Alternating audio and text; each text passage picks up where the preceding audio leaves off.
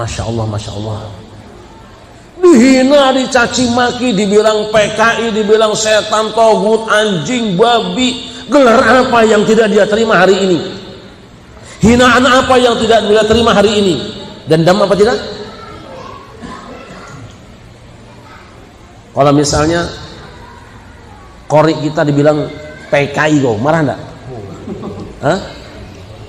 Dia pegang pistol, lalu ada orang bilang tuh PKI, kau apa akan dia? Tembak. Tidak dengan Jokowi. Pertama, memang kami menggugat itu bukan untuk memuaskan satu pihak atau semua pihak. Kami ingin mencari kebenaran. Dan kebenaran dalam perspektif hukum ya harus kita uji di pengadilan. Terlepas akhirnya ujian untuk menguji kebenaran tadi terhalang dan kami cabut, itu hal yang lain gitu.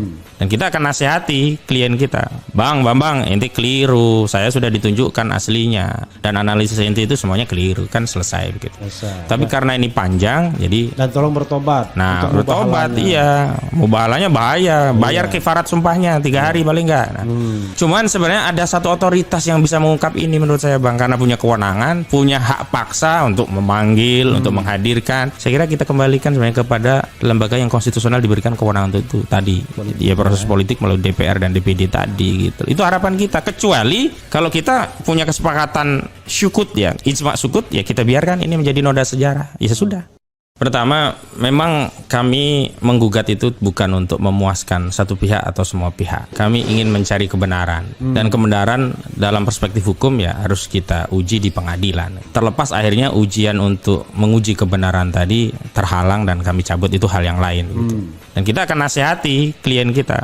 Bang, Bambang, ente keliru. Saya sudah ditunjukkan aslinya. Dan analisis ente itu semuanya keliru. Kan selesai begitu. Tapi karena ini panjang, jadi... Dan tolong bertobat. Nah, bertobat, iya. Mubahalanya bahaya. Bayar kifarat sumpahnya 3 hari paling enggak. Nah, cuman sebenarnya ada satu otoritas yang bisa mengungkap ini menurut saya, Bang. Karena punya kewenangan, punya hak paksa untuk memanggil, untuk menghadirkan. Saya kira kita kembalikan sebenarnya kepada lembaga yang konstitusional diberikan kewenangan untuk itu tadi. Ya, proses politik melalui DPR dan DPD tadi gitu. Itu harapan kita. Kecuali kalau kita punya kesepakatan syukut ya, ijma sukut ya, kita biarkan ini menjadi noda sejarah. Ya sudah.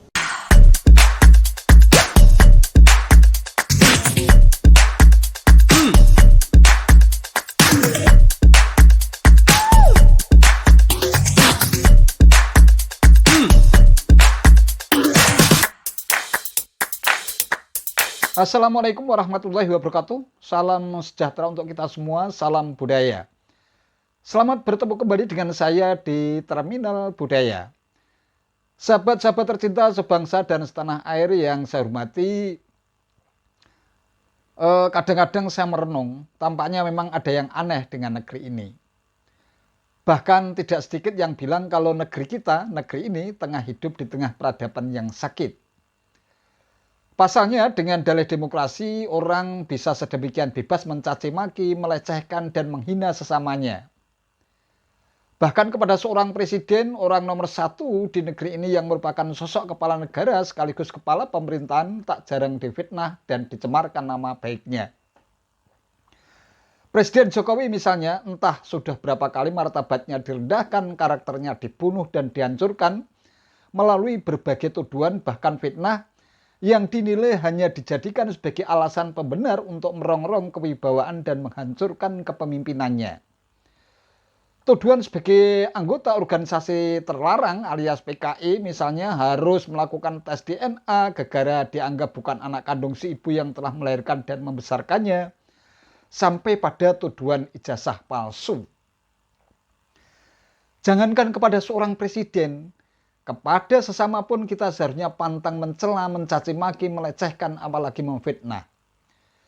Warisan berharga macam apa yang bisa kita wariskan kepada anak cucu negeri ini kalau kita bisa dan terbiasa melontarkan ungkapan-ungkapan verbal yang kasar dan penuh kebencian kepada sesama, bahkan kepada sosok seorang presiden. Demokrasi memang sudah menjadi kesepakatan para pendiri negeri ini untuk membangun peradaban bangsa yang berkeadilan dan bermartabat. Namun tidak lantas berarti kita bebas dan seenaknya memaki, menghina atau memfitnah, apalagi kepada seorang presiden yang telah dipilih secara demokratis oleh seluruh rakyat di negeri ini. Jangan sampai terjadi kebencian kita terhadap seseorang atau pihak lain membuat kita berperilaku tidak adil. Tuduhan ijazah palsu kepada Presiden Jokowi misalnya sampai harus melakukan mubahalah untuk meyakinkan publik, bisakah hal itu dinilai sebagai sikap dan perilaku yang berkeadilan?